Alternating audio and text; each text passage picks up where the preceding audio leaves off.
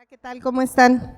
Buenos días a todos, qué bueno verte. Me da mucho gusto que te hayas dado el tiempo para venir este día y sobre todo porque queremos apartar este día para el Señor. Me da mucho gusto que estén aquí y bueno, pues el día de hoy para mí es un privilegio compartirles y me pongo un poco nerviosa porque yo comparto con las mujeres por lo general, pero no con todo el auditorio. Y bueno, pues el día de hoy yo les quiero hablar sobre cómo nos acercamos a Dios. De repente, no sé a ti, pero yo hubo veces que yo no sentía que podía acercarme a Dios confiadamente. Yo sentía que no me merecía acercarme a Dios. A veces tenemos conceptos erróneos acerca de cómo nos acercamos a Dios y pensamos que Dios nos está contando las buenas y las malas. Y cuando tú también llevas el recuento y sientes que las malas son muchas, como que no te puedes acercar a Dios confiadamente. La semana pasada nos hablaban de que de repente hay gente que te dice, bueno, pues tú que estás más cerca de Dios, tú pide por mí, o nos llegaba a pasar a nosotros que pensábamos que alguien más sí podía acercarse y pedir, pero nosotros no podemos acercarnos porque necesitamos tener como que un pase especial o como que necesitamos hacer un sacrificio especial. ¿Cuántas veces no nos encontramos haciendo algún tipo de sacrificio para poder sentirnos más cerca de Dios? A lo mejor un ayuno muy prolongado, a lo mejor irte caminando hasta cierto lugar por muchos kilómetros, tal vez, bueno, yo llegué a ver, yo vivía en la Ciudad de México y la gente acostumbraba a caminar hacia un lugar con unos nopales en la espalda, para que les estuvieran haciendo daño y de alguna manera sentirte más vulnerable y poder llegar delante de la presencia de Dios porque no nos sentimos dignos. Y luego de repente vienen otras corrientes donde te dicen, no, Dios es el universo y tú te puedes acercar, abraza un árbol y ya con eso te acercaste a Dios, pisa el pasto sin zapatos y estás acercándote a Dios porque Dios es energía y tenemos conceptos erróneos de Dios y pensamos que podemos acercarnos de esa manera abrazando un árbol, pisando el pasto, mirando hacia las estrellas y no pasa nada, no importa cómo te comportes, no importa cómo puedas seguir tu vida, simplemente abraza los árboles y ya estás abrazando a Dios, ¿verdad? Y a veces esos conceptos tenemos acerca de Dios, pero el día de hoy yo les quiero hablar de una mujer en el capítulo 7, versículo 24 del libro de Marcos, donde tenemos a una persona que se quería acercar a Dios. ¿Y por qué no me ayudas a leer esta parte? Dice ahí, Jesús partió de allí y fue a la región de Tiro, entró a una casa y no quería que nadie lo supiera, pero no pudo pasar inadvertido. Hasta el 26, por favor. De hecho, muy pronto se enteró de su llegada una mujer que tenía una niña poseída de un espíritu maligno, y así que se fue y se arrojó a sus pies. Esta mujer era extranjera, sirofenicia de nacimiento, y le rogaba que expulsara de su hija el demonio. Entonces aquí estamos viendo a una mujer que se entera de que Jesús está ahí. De alguna manera ya sabían lo que Jesús hacía, ya sabían y tenían idea de quién era Jesús. Y primeramente vemos ahí que Jesús quería apartarse porque se sentía a lo mejor cansado y él estaba siempre hablando al pueblo judío. Y esta vez se va a una región que se llama Tiro, y en esa región pues no había judíos. Entonces vemos claramente que Jesús quería tomar un tiempo de descanso, inclusive nos dice no quería que nadie supiera que estaba ahí, pero una mujer supo que estaba ahí y ella no lo pensó. Su hija tenía un espíritu maligno, su hija estaba endemoniada y me imagino que ella había escuchado los milagros que hacía Jesús.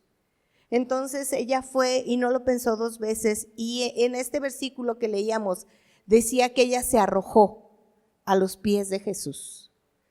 Yo me puedo imaginar que cuando una persona se arroja para suplicar a Dios, no es de que me hinco cuidadosamente, sino que te avientas de golpe y te arrojas a los pies, y no nada más es hincarte, sino postrar completamente tu cuerpo en el piso y decirle: Señor, ten misericordia de mi hija, necesito que tú la sanes, mi hija está padeciendo.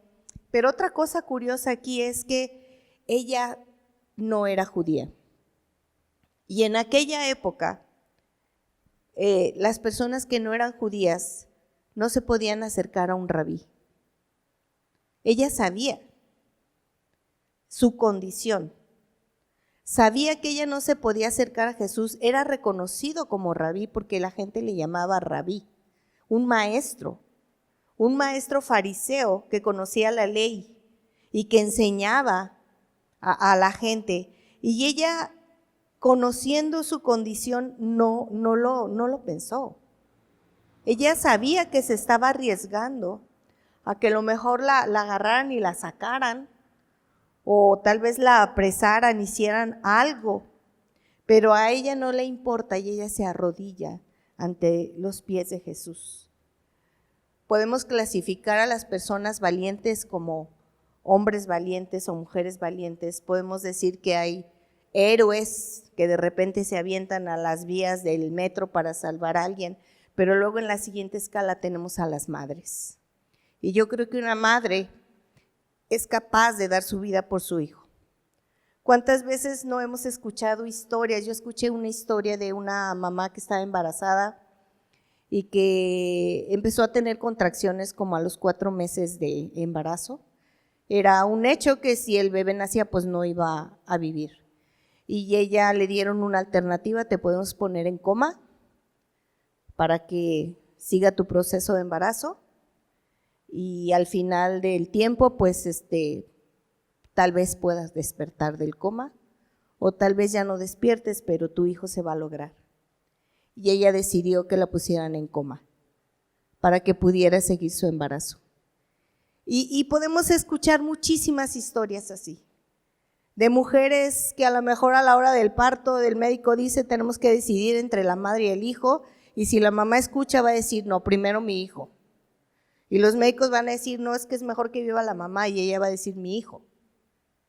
Porque tenemos en esas caras personas de valentía, de que cuando hay una necesidad, una madre es capaz de hacer lo que sea por sus hijos, de hacer el sacrificio que tenga que hacer por sus hijos. Yo, cuando estaba preparando esta plática, yo dije: ¿alguna vez hice un sacrificio así tan fuerte por mis hijos?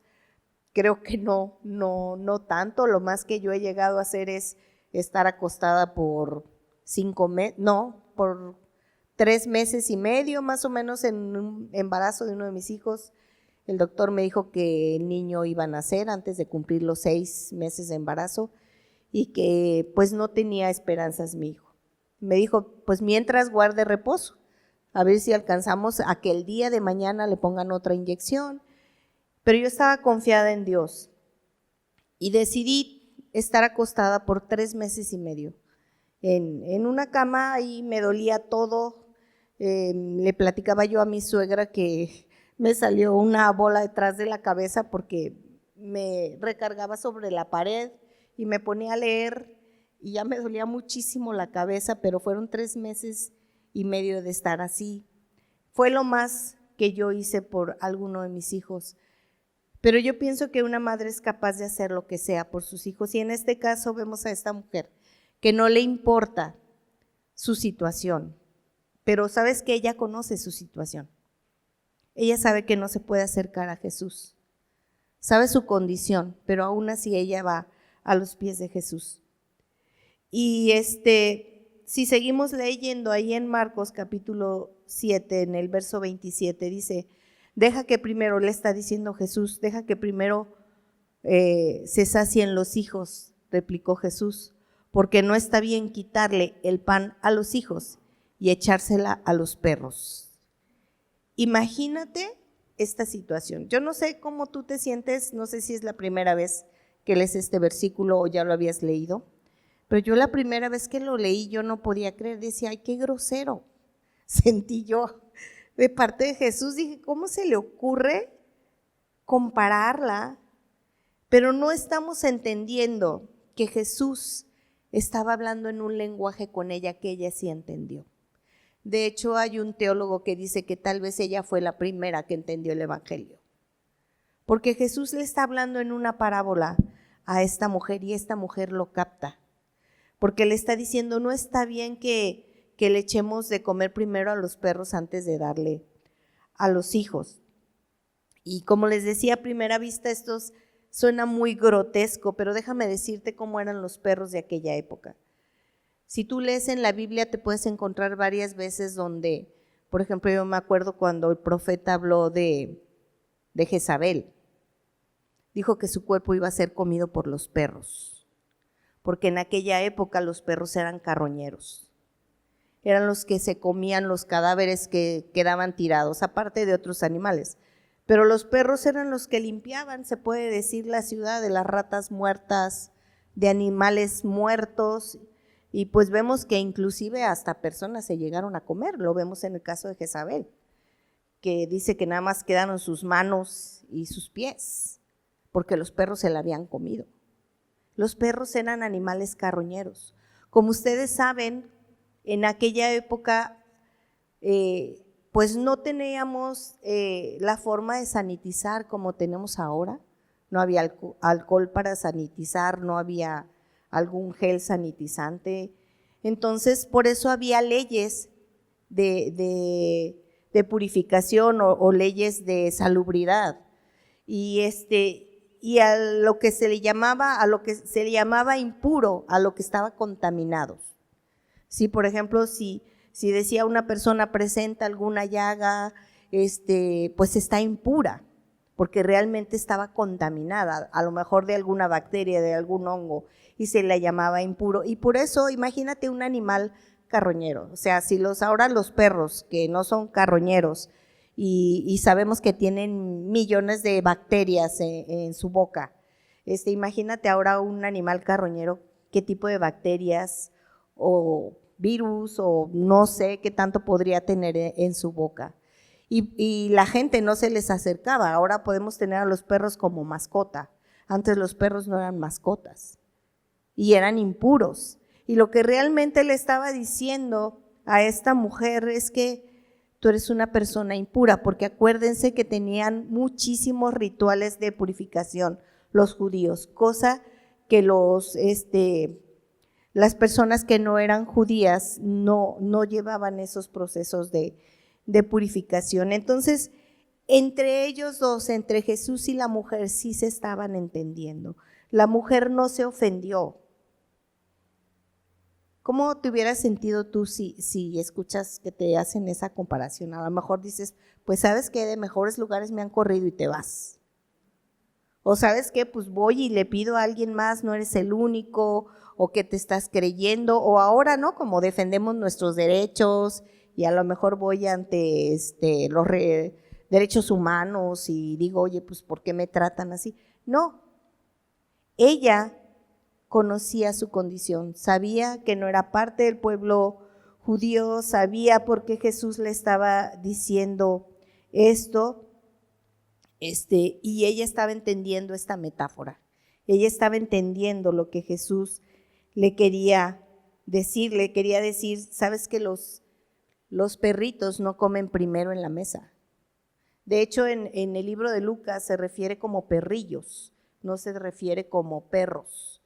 En el libro de Lucas también está escrito y en unas traducciones ya lo leemos como cachorritos, ¿sí? Y él le está diciendo, primero se le sirve a los hijos en la casa y después se le da de comer a las mascotas o después se le da de comer a los perritos.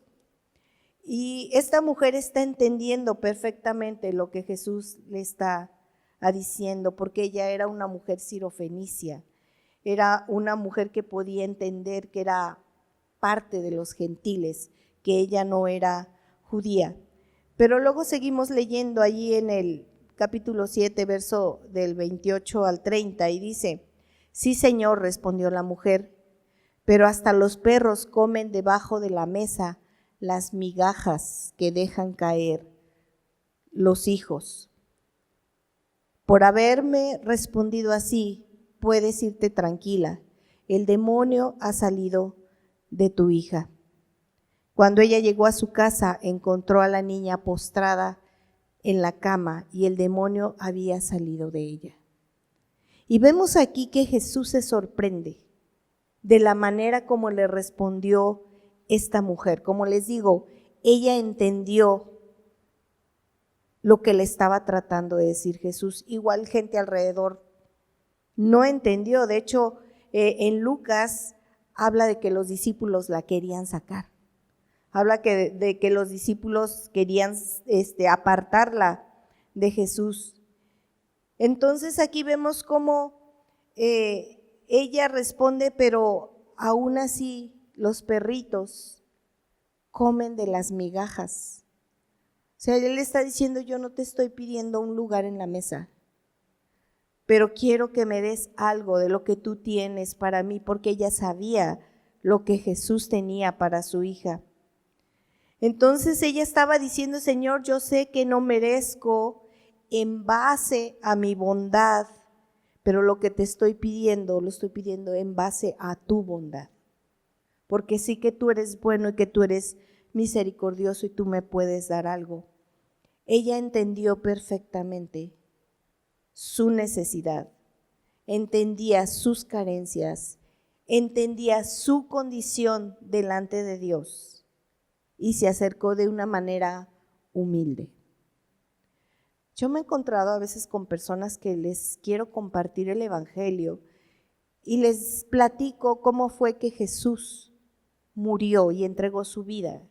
¿Y sabes qué me dijo una persona? Pues yo no se lo pedí. Él fue porque quiso. Y ves este orgullo tan grande y ves esta ignorancia de su necesidad. Hay una parte en la Biblia que dice: ¿no te das cuenta que eres un pobre? Que no tienes ni qué comer, que eres un desnudo. Y está hablando de nuestra condición espiritual. Pero hay gente que ni siquiera conoce su condición y cuando no conoces tu condición espiritual no tienes ninguna necesidad de Dios. Mucho menos se van a acercar a Dios. Y por eso dicen: no, pues Dios es el universo y yo puedo ver las estrellas, puedo abrazar un árbol, puedo pisar el pasto y ya me acerqué al universo, ya me acerqué a Dios. Y no sienten ninguna necesidad de acercarse humildemente a Dios porque no conocen su necesidad, porque no conocen su condición de pecado, porque no conocen cuán apartados estamos de Dios si no nos acercamos por medio de Jesucristo, si no reconocemos el sacrificio de Jesús y sobre todo si no lo entendemos. Entonces, esta mujer entendió su condición y ella va y pide no conforme a lo que ella se merece, porque ella sabe que no lo merece y dice: sí, tú me puedes decir perrillo, tú me puedes decir inmunda, tú me puedes decir impura, tú me puedes decir que estoy contaminada del pecado, tienes toda la razón. Pero yo vengo a pedir por misericordia por mi hija. Y ella se acercó así, conociendo su condición, y fue y pidió por su hija. Y Jesús se sorprende de cómo ella, en lugar de ofenderse o en lugar de decir: pues sabes qué, ni modo, ya me voy, no soy bien recibida, ella de alguna manera se acercó con esta insistencia porque dice que le rogaba. Una cosa es pedir y otra cosa es rogar. Y a veces nosotros no conocemos nuestra condición y simplemente pedimos. Pero cuando entendemos nuestra condición, podemos ir y rogar al Señor para poder cubrir nuestra necesidad. Y ella entendió el evangelio. Ella aceptó este regalo que tenía Jesús para él. Y vamos a leer del capítulo 7, del verso 31 al 37, vamos a ver que hay otra situación aquí. Dice, luego regresó Jesús a la región de Tiro y se dirigió por Sidón al mar de Galilea, internándose en la región de Decápolis. Allí ahí le llevaron a un sordo tartamudo y le suplicaban que pusiera la mano sobre él. Jesús lo apartó de la multitud para estar a solas con él. Le puso los dedos en los oídos y le tocó la lengua con saliva. Luego, mirando al cielo, suspiró profundamente y le dijo, Éfrata, que significa ábrete. Con esto se le abrieron los oídos al hombre y se le destrabó la lengua y comenzó a hablar normalmente. Jesús les mandó que no se lo dijeran a nadie, pero cuanto más se los prohibía, tanto más lo seguían propagando. La gente estaba sumamente asombrada y decía, todo lo hace bien, hasta hace oír a los sordos y hablar a los mudos. Y aquí tenemos otra situación. Aquí podemos ver que Jesús se lo lleva aparte, dice, la gente estaba sumamente asombrada y decía, todo lo hace bien, ya lo habíamos leído. Dice aquí que Jesús lo toma y se lo lleva aparte. Vemos que Jesús no quería como que todo el mundo se diera cuenta, ¿no? Como a veces la gente hace, a ver, todos volteen y miren, voy a orar, y no, él se lo llevó aparte. Y me llama mucho la atención que mete sus dedos en los oídos, pero dice que le tocó la lengua con saliva, seguramente se tuvo que mojar sus dedos en saliva y tocó su lengua. Y luego dice que suspiró profundamente y le dijo, ábrete. Pero en el original, este suspiro quiere decir él hace un gemido. Y un gemido no es algo así, sino un gemido de dolor. Y uno decía, bueno, ¿qué ritual sería este que hace Jesús? Pero no era ningún ritual. Porque aquí Jesús estaba teniendo una comunicación con el sordomudo. Aquí Jesús estaba identificando con este hombre. Yo me acuerdo cuando yo era niña, pues la ciencia no estaba muy avanzada y había, pues la gente era muy despectiva con los enfermos mentales. Me acuerdo que en aquella época había mucha gente con poliomielitis, porque la vacuna recién había salido, y yo creo que en cada salón de la escuela había niños que tenían aparatos en sus piernas y muletas, porque había habido mucha poliomielitis. Había gente con síndrome de Down y había una cultura muy triste, muy fea, de despreciar a los enfermos, de relegar a los enfermos.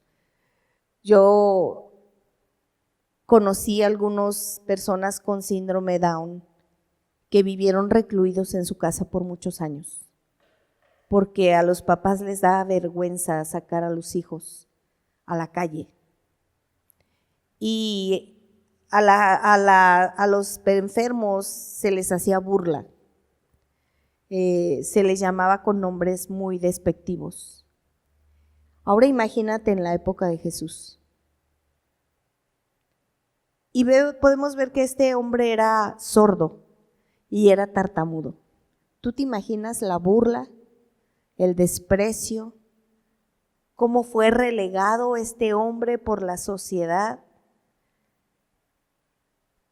Este hombre no creo que también se haya acercado tan confiadamente a Jesús o que haya querido que lo sacaran de su casa para llevarlo hacia Jesús. Pero cuando Jesús gime, dice que era un gemido de dolor en la traducción correcta. Y Jesús se está identificando con el dolor que sufría esta persona emocionalmente hablando. Porque una persona cuando tiene una enfermedad, alguna malformación, no es fácil para ellos presentarse ante la sociedad. Y de alguna manera sienten, es más, cuando es gente de otro país, que se nota perfectamente que no son mexicanos. Yo estuve hablando con una mujer pues que era de otro país y nada más se le notaba a la hora de hablar que no era mexicana. Y dice, y estamos en un restaurante y escuchan mi voz y todos voltean. Y yo me siento mal de que todos volteen a verme, nada más porque hablo diferente, porque se notaba que era de otro país. Imagínate a una persona que está enferma, a una persona que no puede valerse por ella misma. Y Jesús se identificó con este hombre. Jesús pudo sentir el dolor que sentía este hombre y por eso en ese momento que él oró por este hombre pudo tener un contacto emocional, se puede decir, con este hombre. Y en la palabra de Dios dice en Isaías que Dios iba a reivindicar o que iba a tener una retribución divina sobre nosotros. Y yo no entendía muy bien el concepto de retribución y me puse a buscar exactamente cómo puedo decir retribución y decía el pago por algo. Pero lejos de que nosotros pagáramos, Jesús fue el que pagó por nosotros. Entonces, el día de hoy yo nada más quiero que entendamos cómo nos podemos acercar confiadamente, dice su palabra en el libro de Hebreos, al trono de la gracia. Si alguna vez has sentido que tú no te puedes acercar a Jesús, a lo mejor porque no te sientes digno, o a lo mejor sentías que no necesitabas a Jesús y que no necesitabas acercarte, yo quisiera que el Espíritu Santo el día de hoy nos revelara primeramente nuestra condición, pero para no para sentir culpa, sino para entender a pesar de mí, puedo ir y acercarme confiadamente a Jesús.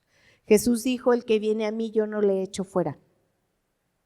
Y que podemos acercarnos a Él completamente justificado, porque Él dice la palabra de Dios, que al que no conoció pecado, por nosotros fue hecho pecado, para que nosotros fuéramos hechos justicia delante de Él. Y ahora te puedes acercar completamente seguro de que estás justificado por el sacrificio que Jesús hizo en la cruz. Y no me estoy acercando por mis propios méritos, me estoy acercando por lo que Jesús hizo por mí. Y por eso puedo ir confiadamente, porque el Padre no me ve a mí, el Padre ve a Jesús. Y puedo ir delante de Dios y pedirle lo que tú quieras. Dice, el que pide se le da, al que toca se le abre. Pero si no estamos confiados, ¿cómo vas a ir a tocar? Si no estás confiado, ¿cómo vas a ir a pedir? Tienes que estar confiado de que el precio que se tenía que pagar ya fue pagado. Y ahora nos podemos acercar a Jesús confiadamente. ¿Por qué no te pones de pie y vamos a orar?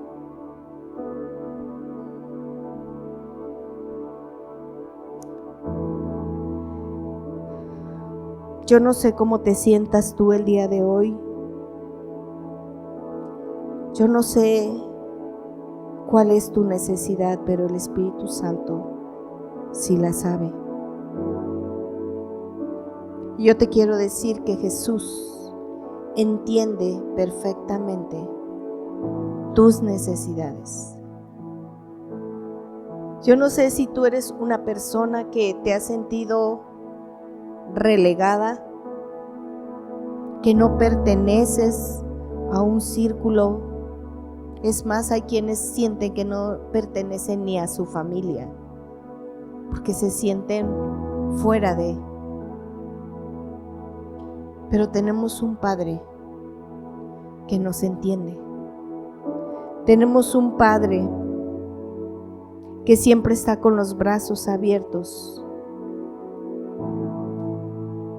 Dice su palabra: vengan a mí todos los que estén cargados y cansados, que yo los haré descansar.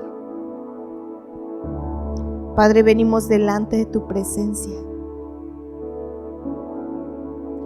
con esta condición, reconociendo, Señor, nuestras debilidades, nuestras fallas y nuestros pecados. Pero aún así, Señor, podemos acercarnos a ti confiadamente, sabiendo que tú no nos rechazas, que tú eres un Padre de amor y de misericordia. Pero sobre todo, Señor, que tú te identificas con nosotros. Gracias, Señor, porque no estamos solos, porque te tenemos a ti. Gracias, Señor, porque tú dijiste que nos ibas a llamar amigos cuando nos hace falta una amistad.